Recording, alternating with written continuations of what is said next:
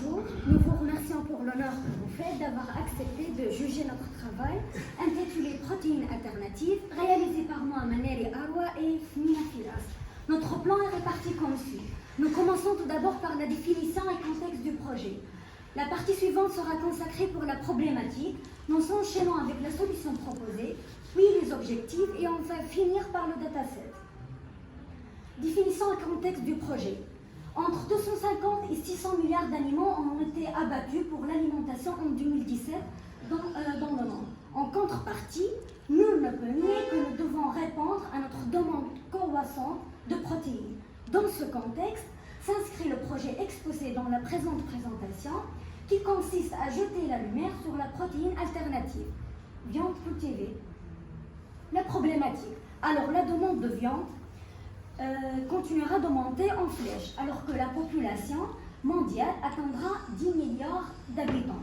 Les terres agricoles. La production de viande occupe 80% de toutes les terres agricoles. Gaz à effet de serre.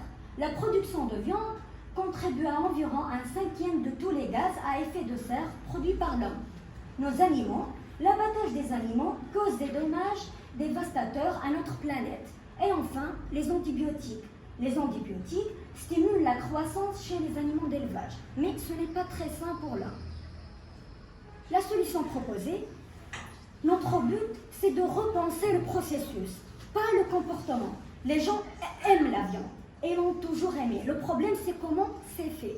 Nous voulons nous éloigner des pratiques agricoles traditionnelles vers un modèle plus durable et efficace.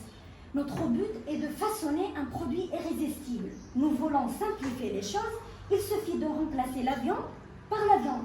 Mais il s'agit des selles ou les cellules des animaux ou basées sur les plantes. Notre autre objectif, c'est d'avoir une planète saine. La viande cultivée pourrait donc être meilleure pour la biodiversité, pour le climat, utilisation des énergies décarbonées, produire moins de déchets tout en nécessitant moins d'eau et de terre. Alors pour les objectifs, donc, nous avons fixé les objectifs suivants. Donc nous devons faire la collecte et l'intégration des données, faire l'alimentation du data warehouse et faire des tests et mise à jour de la source des données. Et enfin, nous continuons avec le reporting. Voici notre dataset, mais on va voir ça un peu plus en détail. Alors, pour le premier colonne, donc, nous avons des informations sur la compagnie, sur les entreprises qui travaillent.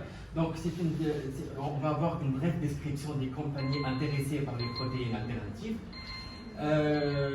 Nous avons les protéines catégories. Ce sont les catégories des protéines sur lesquelles se basent les sociétés. Les compagnies focus, donc ce sont les aliments sur lesquels se concentrent les sociétés, ça peut être meat, seafood, dairy, etc. Technologie focus, donc ce sont les technologies qu'utilisent les entreprises pour réaliser leurs projets. Le product type, donc ce sont les types de produits. Les animal type, donc la source d'où vient la protéine. Les ingredient type, donc ce sont les ingrédients des protéines basés sur les plantes. Et les operating regions, donc ce sont les régions donc à l'échelle globale des compagnies qui utilisent, les sociétés qui utilisent cette méthode. Donc, year, donc c'est l'année de fondation de l'entreprise. Le price, donc c'est le prix du produit vendu par la quantité. Et merci.